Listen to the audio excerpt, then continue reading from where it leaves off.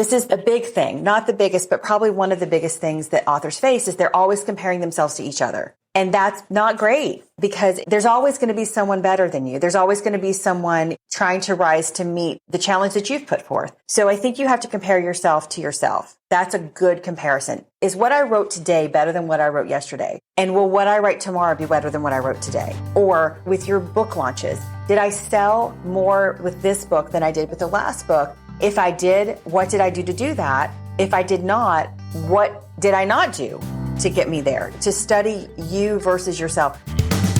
Welcome to the Midland Money Mindset. This is a podcast that's all about getting your mind right when it comes to all things money. In every episode, we go deep with engaging guests who provide tangible takeaways and a whole lot of joy along the way. I hope you enjoy these conversations as much as I enjoyed having them. Let's dive into today's show.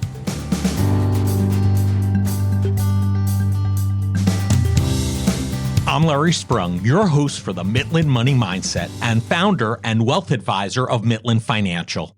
Today's guest is Liz Berry, co-owner of Evil Eye Concepts, the parent company of 1001 Dark Nights and their newest imprint, Blue Box Press.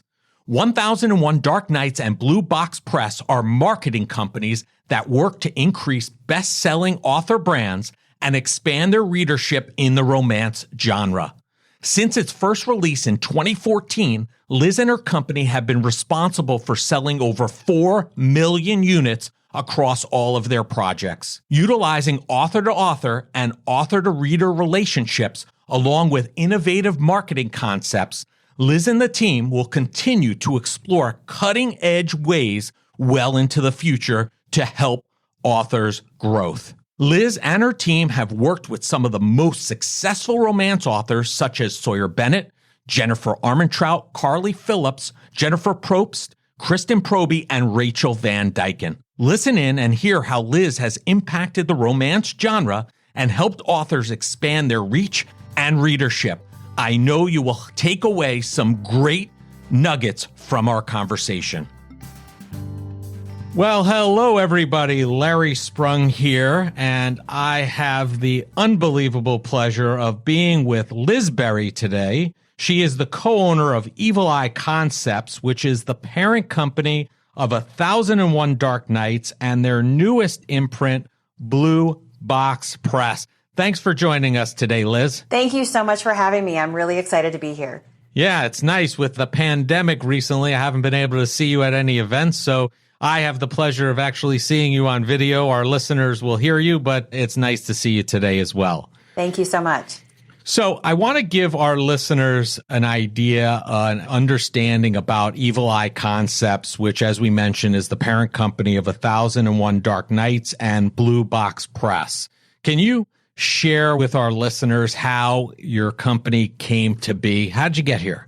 Sure. And I should clarify, Evil Eye Concepts does not mean that we are evil. The evil eye is a talisman and a protection thing. And we wanted to put our company, when we started it, in a little bit of a bubble where we could have all the happiness inside and the good thoughts and the good vibes and keep all the negativity outside of the company. So that's where that came from.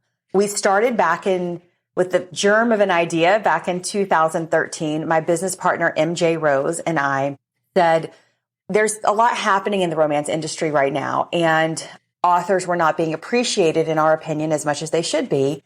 And we thought, could we do something about that? So we came up with the idea for 1001 Dark Nights, which we launched on January the 14th, 2014. And we thought at that time, we'll do one novella every single month. And at the end of the year, we will have cross-marketed all these terrific New York Times bestselling authors. And we will have done something really great for 1 year with 12 authors.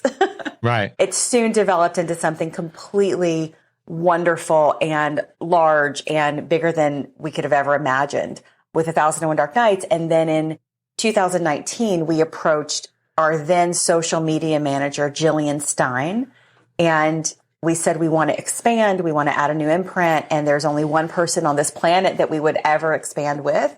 Would you like to become our partner? So we added our third business partner, Jillian Stein. So it's Jillian Stein, MJ Rose, and myself, Liz Berry.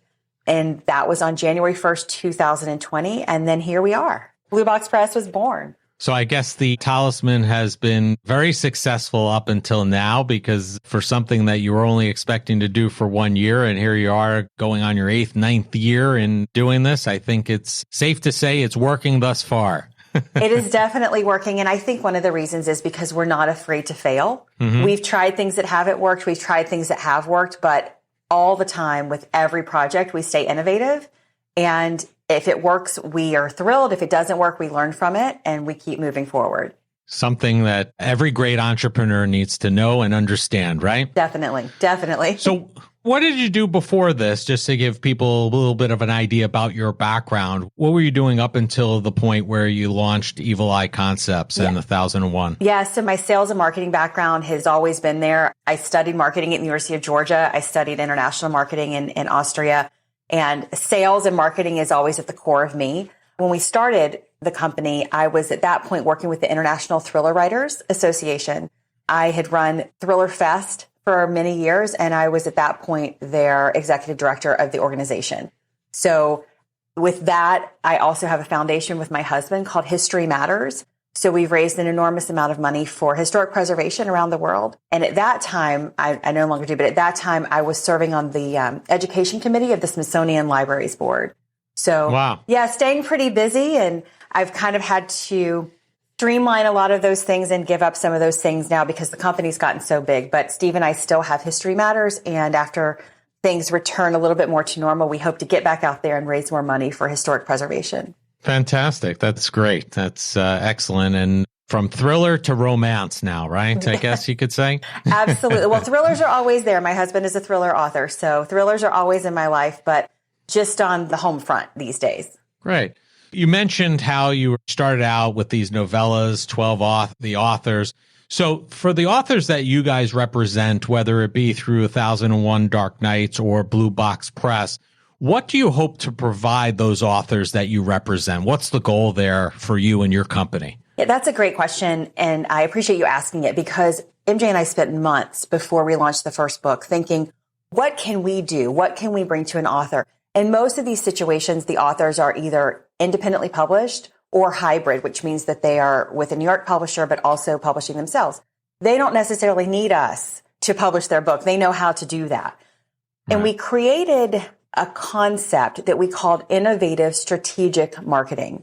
And we kind of, to this day, go into every project and every book with, how can we be innovative? How can we be strategic with the marketing, with the plan? And then how can we also use our cross-marketing with other authors to increase everyone's brand? That was the goal. We want to market. We want to spend an enormous amount of money, which we're very proud to do, on these books in terms of marketing and advertising and press and all those things. But we also wanted to cross-market with their peers. We wanted the authors cross-marketing with their peers. So that's what we wanted to bring them, was we want to increase their brands through innovative strategic marketing. Yeah. So I guess the hope is that what you're really doing is by elevating and cross-marketing, you're really elevating this whole community at the same time by using a bunch of different names to kind of get the word out there and the marketing strategy there as well. Absolutely. Raising everybody. That's the whole point. All tides. Yeah, that was the whole great. point. So can you tell us a little bit more in depth? How does that work, like with 1001 Dark Nights? I know that was your first imprint.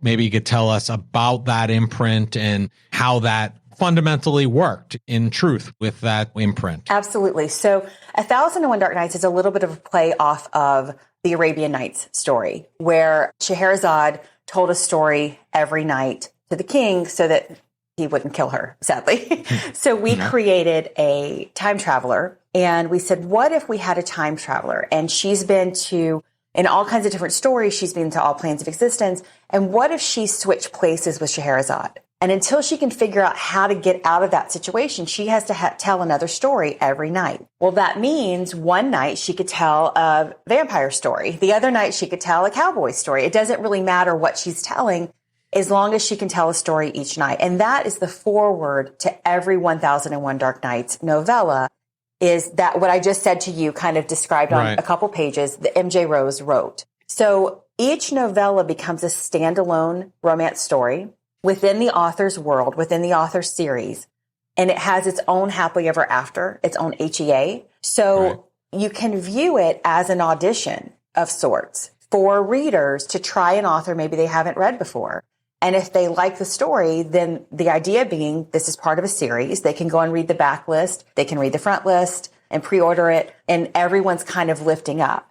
It's very thought out and methodical. I guess that comes from your marketing background because it's very, like I said, methodical in such that you're giving the reader an opportunity not only to hear and read about this one particular, but you're really opening their gates to everything else this author has really done and really getting them a heck of a lot of exposure in the process, I would imagine. Yes. And for readers in this market, it's inundated with stories. There are so many books available that it can be overwhelming as a reader to know, where do I start? Who do I read? How do I know that it's going to be any good? You know, I'm putting my hard-earned money down. I want to get value back for that. So you can also see 1001 Dark Nights as a vetting process where readers trust places like Goodreads. They trust certain bloggers. Now, hopefully they trust us as well. And if you see our logo on a book, even if you've never heard of the author, you can say, I like what the synopsis is saying. I'm going to give this a try because 1001 Dark Nights never lets me down. They always give me a great story.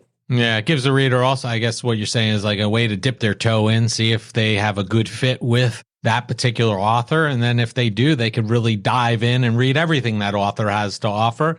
And if not, they basically nothing ventured, nothing lost, so to speak, because they only invested that one opportunity in learning about the author too. So it gives a lot of exposure. It does. Then, like you said, the reader doesn't have to dive in and buy X number of books until they know that they really feel like an interest in diving further. That's correct. And with the price point at $2.99, it's certainly still money, but we felt like it was a more manageable amount of money for a reader to spend to take a chance. And the novella length helps with that as well. So it's a little bit shorter format and a little bit less money than a full-length novel. But you still get that satisfaction of a happily ever after. Yeah, that's fantastic. Now, your newest imprint, which is Blue Box Press, can you maybe share with us, how does that differ from 1001 Dark Nights? And are there similarities there? And what is that imprint all about? Sure. The thing with 1001 Dark Nights is each author cross markets with each other with these novellas throughout the year. And they are novellas, but it's certainly under the same umbrella. Blue Box Press came about because we had a lot of our authors reach out to us and say, listen, we'd love to maybe do a full-length novel with you, maybe a 2 to 3 book series or duet or something like that. How do you feel about that? So we had to kind of think long and hard. Are we able to offer that? Are we able to deliver what they're looking for? And we came with the decision that, yes, we are. That's when we approached Jillian because we knew we were growing. So with having 3 partners, it really worked. With Blue Box Press, the idea is to take each author individually, study their brand, and define how we can innovate within that brand to raise their market share and to raise their sales and to raise their brand in every aspect of their brand, so to speak. So Blue Box Press is a little bit different because it's per author, per brand, and we're focusing on that to raise their market share. Whereas with 1001 Dark Nights, it's a group of authors that we're raising, cross-marketing and raising all together. Right. So, I mean, is it safe to say that 1001 is really like going a half an inch deep and 10 miles wide? Because as far as in terms of the number of authors, that cross-pollination, and Blue Box Press is really more like going a quarter inch wide and 10 miles deep and going really more for a deep dive for that author and really uncovering how they can benefit and drive in a longer format for them, essentially. Yes, I'm totally stealing that from you. That's exactly what we do. Yeah, that you nailed it. There you go. You can license it. I have no problem with that. Yeah. So, yeah. So basically now you're almost at each end of the bookends. Yes. No pun intended. Well, maybe pun intended. Little. As far as the full length and then the novella and really everything in between these 2 imprints, if you will. No, you're absolutely correct.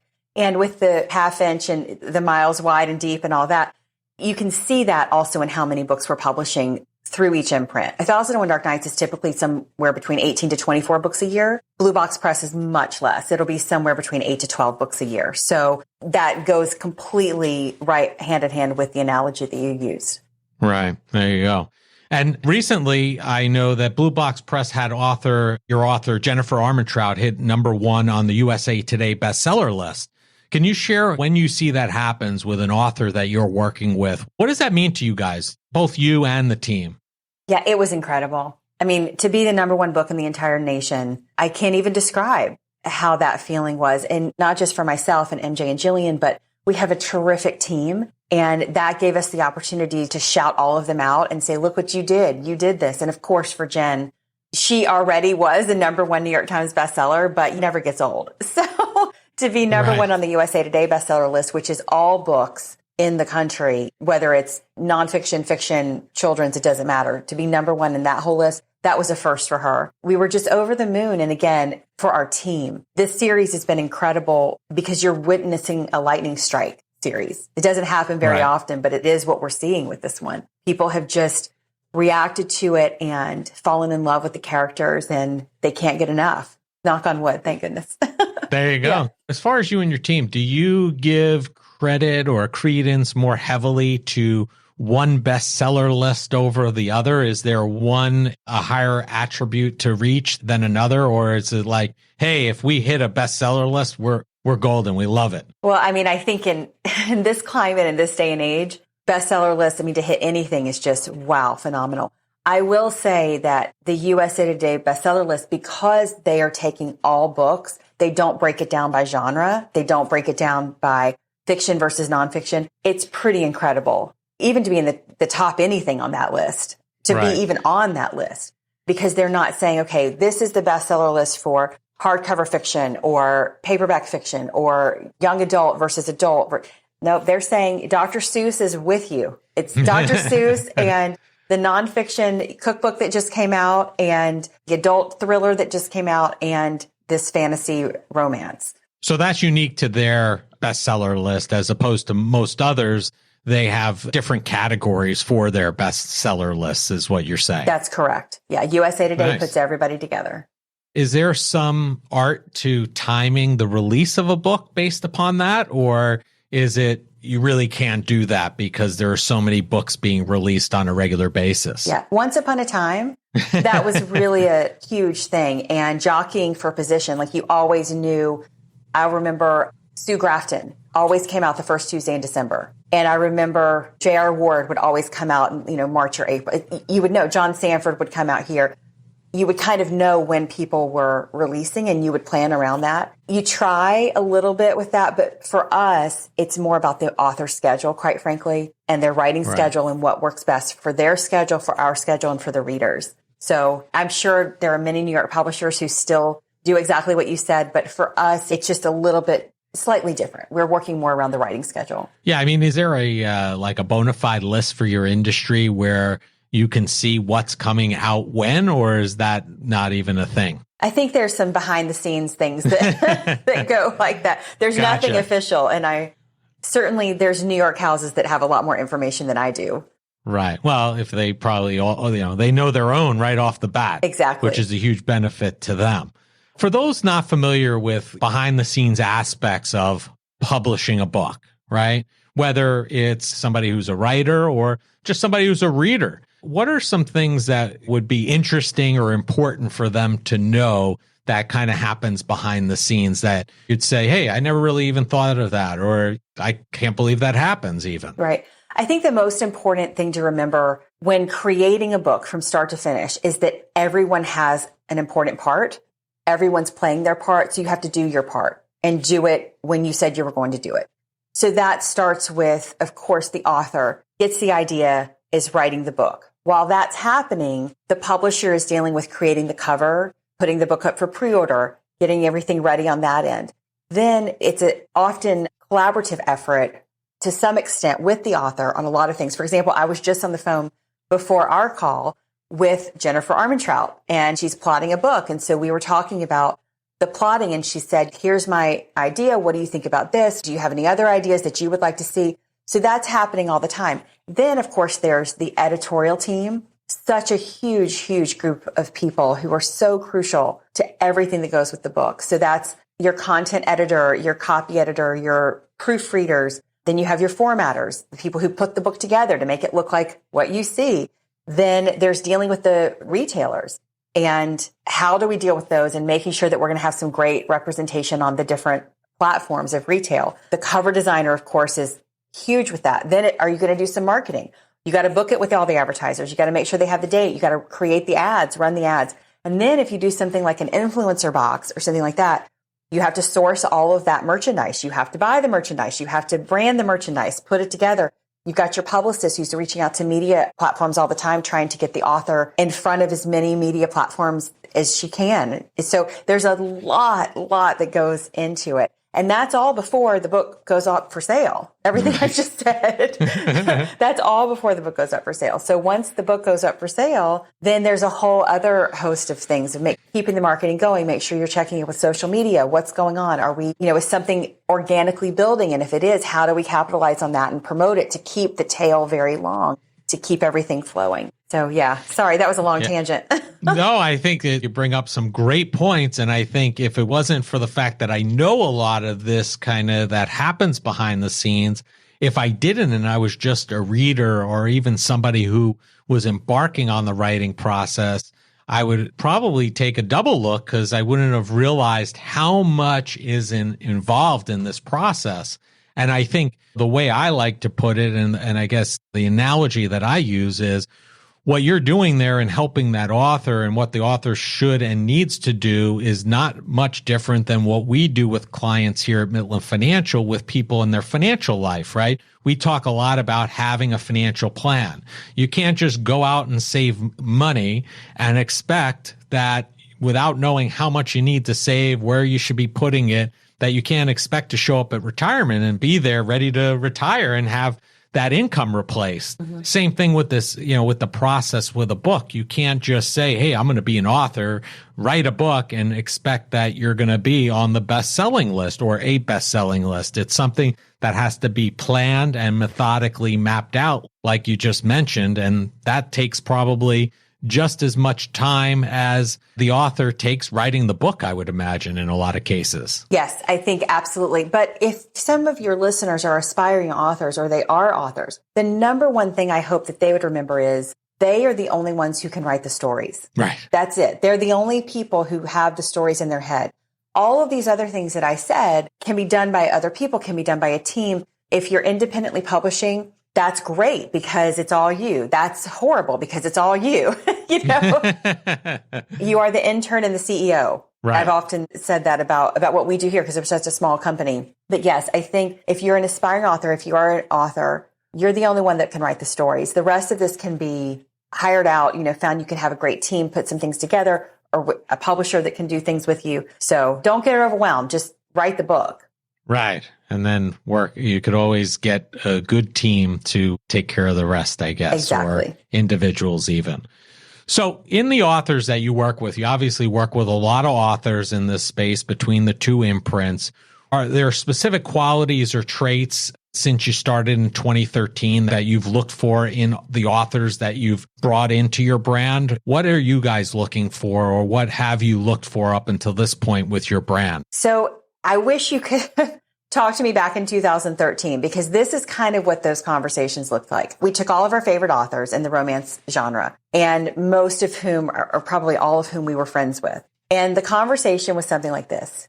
So I don't really know what this is going to be, and I don't really know what this looks like, but could you please just write a novella for me? And that's all I got, and we'll spend a lot of money marketing it. So and we're going to be done in 12 months anyway. Yeah. Right? So it started back then, and it still is today, with authors whose stories we love. That's above all of it. I fangirl every single day. The fact that I got to talk to one of the best-selling authors in the country a few minutes ago and talk to her about the plot that she's working on, and she is listening to me for feedback as a fan, that is huge. I mean, just being able to read a book early is huge, but to have, be a part of that and be able to work with the authors, it's such an honor and it's such a privilege every single day. So I think number one is that we must love their stories. And then the other thing, so that's half of it. And the other half is, can we help them? Can we increase their brand, or do we think we can increase their brand through our innovative strategic marketing? Because sometimes you can't. Sometimes, we just can't find that hook. We can't find that way that we can help them. And if that's a conversation that we have, we agonize over those decisions. But if we truly don't think we can help, then that's not fair to the author. So I think the half of what we're looking or doing is loving the author and their stories, but the other half is, can we do something to help elevate their brand? If we can't, we're honest with them and honest with ourselves. Yeah, I think those are two excellent criteria, right? It allows you to really pursue those authors that you guys are interested in, right?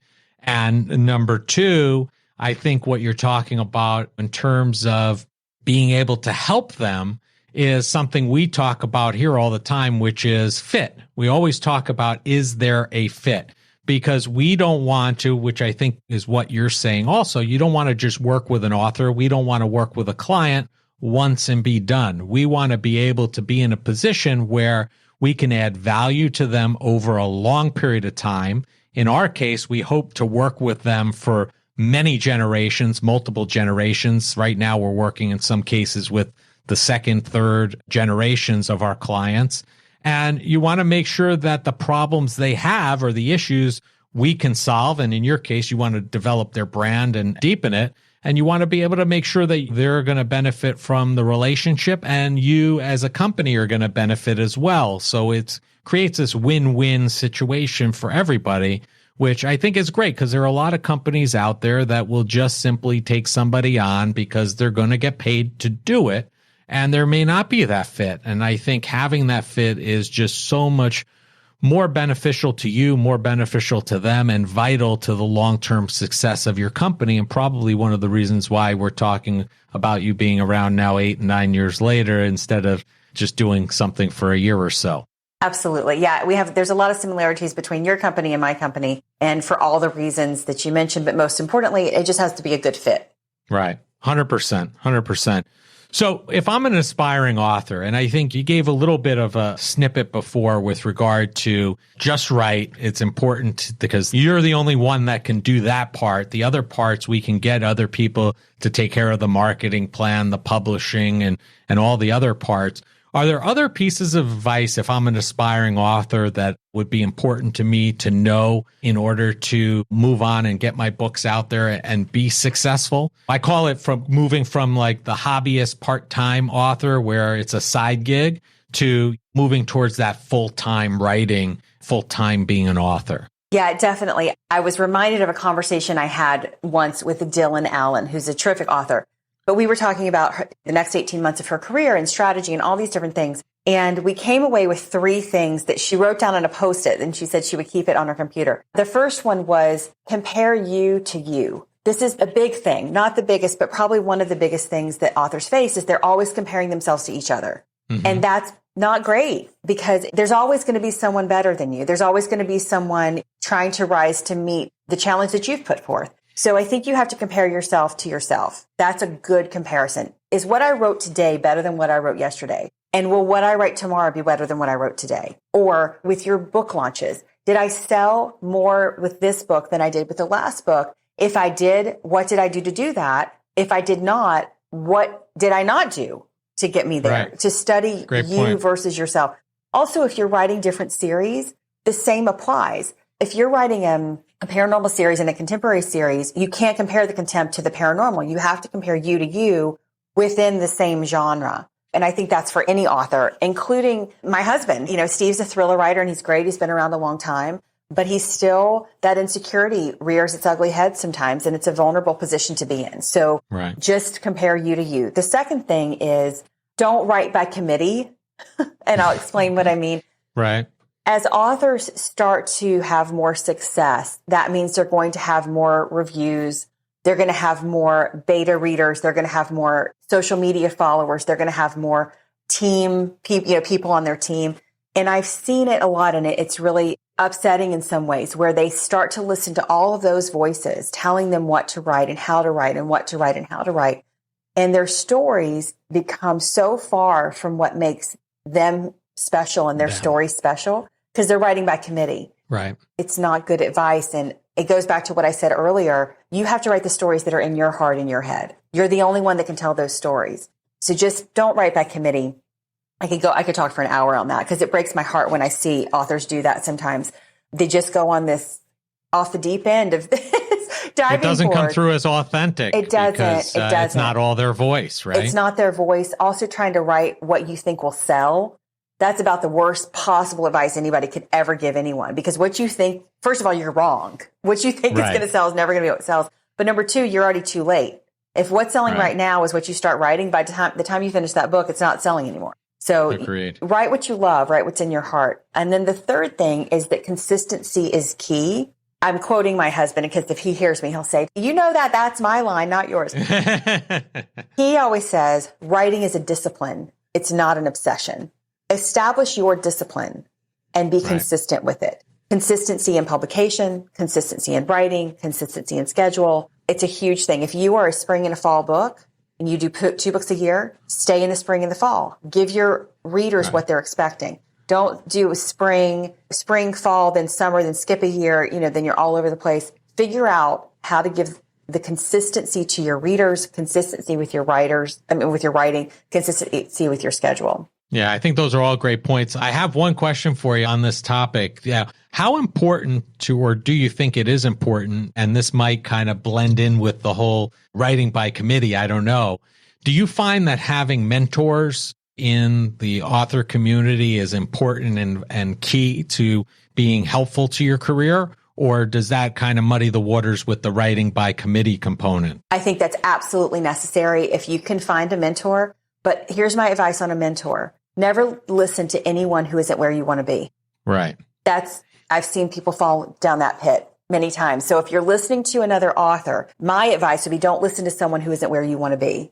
If you can have a mentor like that, that's everything, because they've already skinned their knees. They've already fallen in those potholes.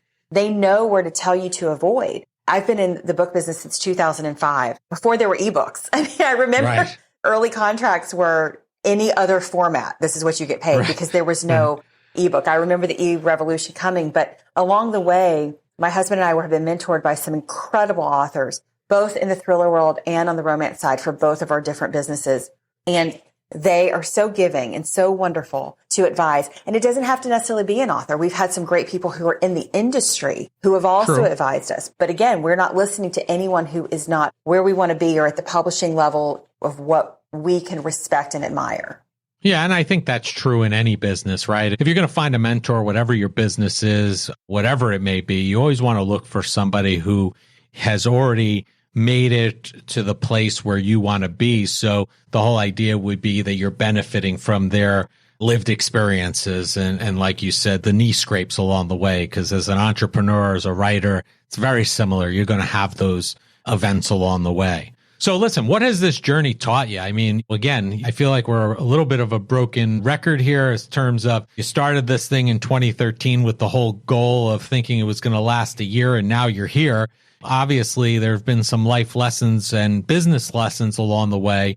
Can you share a couple of those with our listeners? Sure. I think probably you already would have guessed this one, but I've definitely learned or reaffirmed in my heart that there really is no I in team, particularly in the publishing industry. It's such a team endeavor. And the author is part of that team. But the best authors I've ever worked with realize that they are part of a team. And they are so grateful and respectful to everyone in that organization or in that grouping. So that's a huge lesson that I've learned, but it's also been reaffirmed for me. The personal lesson that I've learned in the last few years is that I really, really enjoy lifting others up. I love it. I love it lifting authors up. I think it's just such a cool job.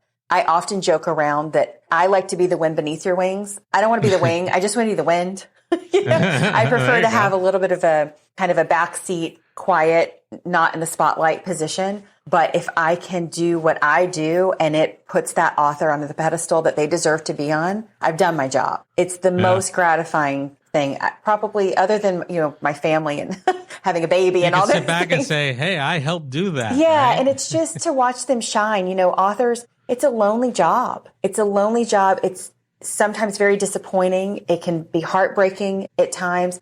They're putting their stories out there. They're so vulnerable to put it out there to the world. And if I can be a part of the positive feedback that comes in there or helping them lift their brand, help more readers find them, help them feel like the treasures that they are, I've done my job. Yeah, you want to be part of the happily ever after, right? Totally. Yeah. So what is up next for Liz Berry and Evil Eye Concepts? So I'm editing like a crazy person. No, I'm kidding. It's been wild. Our 2022 and 2023 schedule is really packed, particularly 2022, and we're really into 23 and some into 24. We're packed with great content. Blue Box Press and 1001 Dark Nights are just looking fabulous. So I'm kind of the editorial director of the company. So that means a lot of editing for me of some terrific stories. I'm also super excited that our event that we co-host with J.R. Ward, Readers on the River, is going to be back in 2022. Nice. In the fall of 2022, we'll be announcing more of that soon so people can follow along and see that. So yeah, Readers on the River coming back, really being in person with our authors. It's a huge thing for MJ and for Jillian and for myself. I just want to be with them. I want to hug and just have a great time together and be with readers again. That's great. You have some great stuff coming down the pike. That's for sure. Definitely. And I love the planning. I love hearing that there's a plan out 2 and 3 years, because that's key to any business, any life, any retirement plan. You have to have the plan and actually have a roadmap to execute on. So I commend you for that. So Liz, it's been a great time thus far. We end every show by asking each of our guests the same question, which is, what did you do today that brought you joy and put you in the right mindset for success? I love that you asked this question. It's right up my alley. And I have a perfect story. This morning I was walking. I walk in my neighborhood a lot. And I met up with one of my girlfriends who was walking her Great Dane. So I'm 5'4". Big dog. Yeah, I'm 5'4". And this dog comes up to, my shoulder. I mean, It's a very large animal, the sweetest dog. So we're walking and we saw another one of our friends who was walking her very small dog. So we stopped. The Great Dane sits. We're like, we'll just wait. And the small dog was enamored with the Great Dane. And I watched as this gentle giant allowed this tiny little dog to sniff all around. The Great Dane, she laid down on her tummy so that the other dog could get to, and then they were friends for like 15 minutes. We just stayed and watched this interaction. And I think it was this little budding friendship between this Great Dane and this small, small dog. That's what it's all about, right? I mean, the analogy of how you can relate that to your own life in so many different ways. It was inspiring. It put me in the best mood for today. It certainly brought joy, and hopefully it will for some of your listeners. That is awesome. Thanks for sharing that. I thought that was going to go in a different direction, but I love the way that the story ended for sure. So listen, we will have all your contact information and information about Evil Eye and 1001 Dark Nights and Blue Box Press. If people want to learn more about what you're doing as a company and see it for themselves, we'll have it in the show notes, but how do they look for you? Yes. How do they find you? So they can find us online, 1001, so 1001 Dark Nights, NIGHTS.com, and theblueboxpress.com. All our social media links are there. Our newsletter subscriptions are there. That's how you can really keep in touch with us. Our newsletter is the best way, but certainly follow us on all the social media platforms. Check out our website, and new releases coming all the time. Great. Thank you so much, Liz, for joining us today. I appreciate you. I appreciate your time, and make it a great day. Thank you so much. I want to thank Liz Berry for being a guest on the Midland Money Mindset. Liz has taken her passion for reading and created it into a great business that helps both authors and readers. It is no surprise that the company she founded has sold over 4 million units. Liz is there to help authors expand their footprint and help them gain exposure to new and old readers alike. Liz can be found across all social media platforms, and all the contact information needed to find her can be found in the show notes. Thank you for joining us this week on the Midland Money Mindset. Make sure you visit our website at midlandmoneymindset.com and smash the subscribe button so you don't miss a show. We encourage you to help others find our valuable content, and please don't keep us a secret. You can also schedule an Is There a Fit call right from our website or by using the link that you'll find in the description section of your podcast player or app. And be sure to join us for our next episode to learn more about getting your mind right when it comes to all things money. The opinions voiced in the Midland Money Mindset Show with Lawrence Sprung are for general information only and are not intended to provide specific advice or recommendations for any individual. Past performance is no guarantee of future results. All indices are unmanaged and may not be invested into directly. Investing involves risk, including possible loss of principal. No strategy ensures success or protects against loss. To determine what may be appropriate for you, consult with your attorney, accountant, financial or tax advisor prior to investing. Investment advisory services offered through CWM LLC, an SEC registered investment advisor. Guests on the Midland Money Mindset Show are not affiliated with CWM LLC.